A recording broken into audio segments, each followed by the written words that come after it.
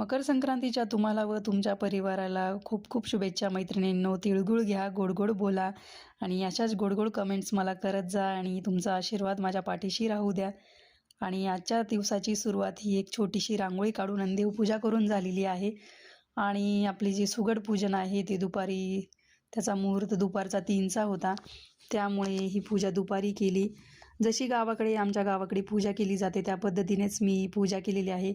कारण प्रत्येकाची प्रथा वेगवेगळी आहे. गाव बदलल्यावर भाषा पण बदलते, प्रथा पण बदलते.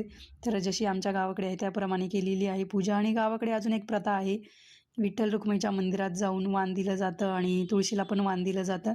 तर आमच्याकडे विठ्ठल रुक्मिणीची मूर्ती आहे, तर माऊलीला पण मी वाण दिलं. अशा पद्धतीने तुम्ही बघू शकता. आणि ही आजची जी पूजा आहे ना मैत्रिणींनो, कशी वाटली मला नक्की सांगा तुम्ही कमेंट्स करून. मी तुमच्या कमेंट्सची वाट बघेल. आणि जे आपण हळदी कुंकू करतो, मैत्रिणींना बोलवतो आपल्या शेजारच्या बायकांना, ते पण मी आजच केलं. कारण की पुढच्या आठवड्यात माझ्याकडे वेळ नव्हता, थोडं बिझी आहे मी पुढच्या आठवड्यात, त्यामुळे मी आजच ते पण हळदी कुंकू करून घेतलं. तर त्यासाठी मी कुठल्या वस्तू आणल्या त्या पण तुम्हाला बघायला मिळणार आहेत. तर अशा पद्धतीने मी मसाल्याचे पॅकेट्स वापरले, कारण की प्रत्येक वेळेस म्हटलं ते भांडी वगैरे देण्यापेक्षा तर हे चांगलंच आहे. तर अशा पद्धतीने संक्रांतीचा सण साजरा झालेला आहे.